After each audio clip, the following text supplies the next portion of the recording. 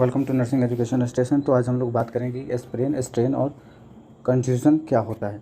तो सबसे first of all इस चीज़ को हमें क्लियर करने के लिए कि हमें मसल्स और टेंडन और लिगामेंट्स क्या होते हैं, सबसे पहले हमें ये क्लियर करना पड़ेगा, तभी हमको ये टॉपिक्स अच्छे से क्लियरली समझ में आएगा। तो हम लोग सबसे पहले देखते हैं कि muscles tissue is an contractile tissue and helps in movement of our body और इंटरनल ऑर्गन्स। इसमें ये कह रहा है कि मसल्स टिश्यू क्या होता है। मसल्स टिश्यू जो होते हैं कॉन्ट्रेक्टाइल टिश्यूज़ होते हैं जो कि हमें मूवमेंट करने में हेल्प करते हैं। उसके बाद टेंडन क्या होता है। टेंडन हम देखें तो tendon is a tough band of fibrous contractive tissue. जो टेंडन्स होते हैं वो फाइब्रस टिश्यू से बने होते हैं जो कि क्या करते हैं, मसल्स को बोन से कनेक्ट करने में हेल्प करते हैं, हमारी मसल्स से बोन को कनेक्ट करने में हमारी हेल्प करते हैं। और जो लिगामेंट्स होते हैं ये भी एक फाइब्रस कनेक्टिव टिश्यू होते हैं। ये क्या करते हैं कि हमारा बोन को बोन से कनेक्ट करते हैं। तो ज़्यादा हमें ये ध्यान रखना है, बच्चे ज़्यादा कंफ्यूज होते हैं कि टेंडेंस क्या होता है, लिगामेंट्स क्या होता है। तो टेंडेंस ये होता है कि जो मसल्स को बोन से कनेक्ट करे, और लिगामेंट्स क्या होता है जो बोन टू बोन कनेक्ट करे, उसको हम लोग कहते हैं लिगामेंट्स और टेंडेंस के बारे में।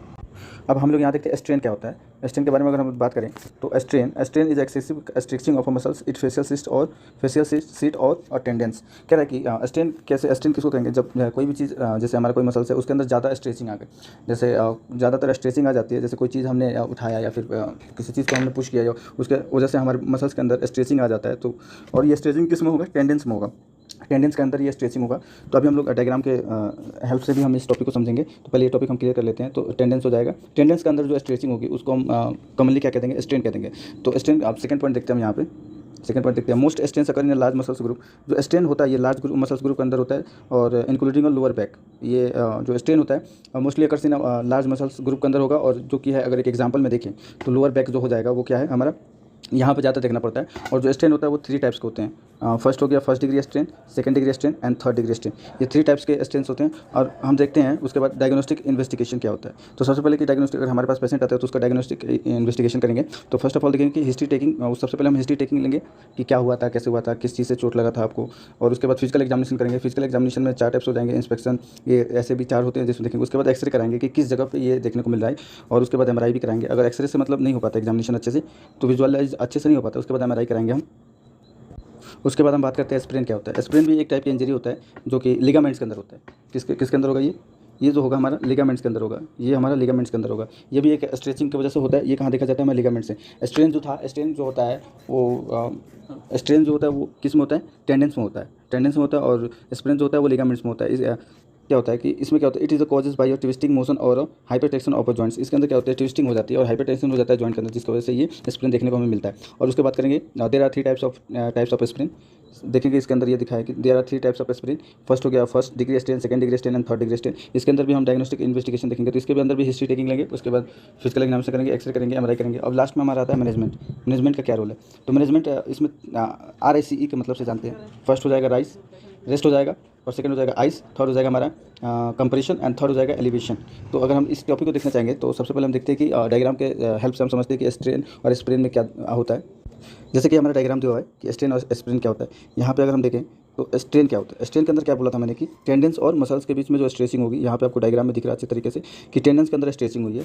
और स्प्रेन के अंदर क्या होता है, यहाँ पे लिगामेंट्स के अंदर स्ट्रेचिंग होती है। यहाँ पे आपको डायग्राम अच्छे से दिख रहा होगा, लिगामेंट्स हो गया। यहाँ पे हम बात करेंगे स्प्रेन, स्ट्रेन एंड कंस्ट्रक्शन क्या होता है। तो उसके बाद हम देखते हैं क्या होता है।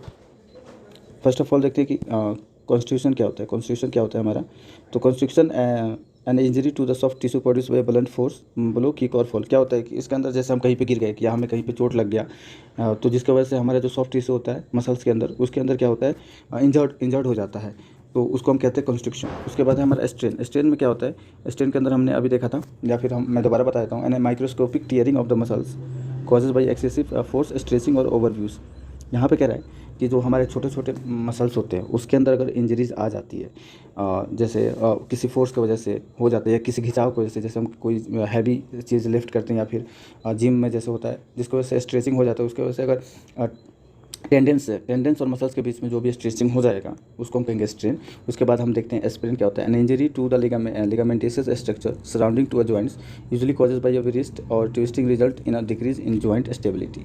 इसमें होता है स्प्रेन में क्या होता है, लिगामेंट्स और मसल्स के बीच का जो जॉइंट में जो कनेक्शन है उसके अंदर कोई अगर इंजरीज आ जाती है तो हम उसको स्प्रेन कहते हैं। उसके बाद हम देखते हैं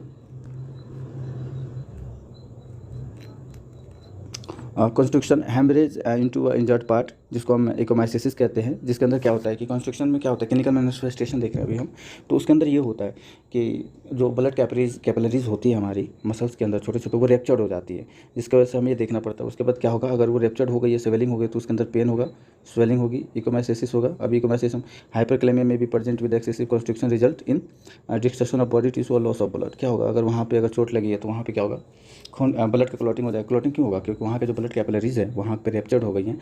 अगर हम क्लिनिकल मैनिफेस्टेशन हम स्ट्रेन का देखें, स्ट्रेन में, तो स्ट्रेन में हम ये देखेंगे कि haemorrhage into the muscles, swelling होगा, टेंडरनेस होगा। टेंडरनेस होता है जैसे कोई चीज़ है, कोई जगह है जैसे मसल्स के अंदर, अगर उसको हम टच करते हैं या फील करते हैं तो वहाँ पे पेन हमें स्टार्ट हो जाता है, तो उसको हम कहते हैं।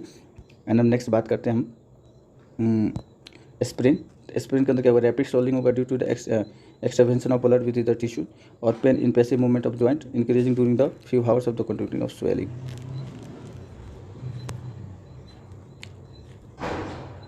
डायग्नोस्टिक एवोल्यूशन में देखेंगे हम कि हिस्ट्री लेंगे, पेशेंट का फिजिकल एग्जामिनेशन करेंगे, एक्सरे करेंगे हम, और एमआरआई भी कर सकते हैं हम।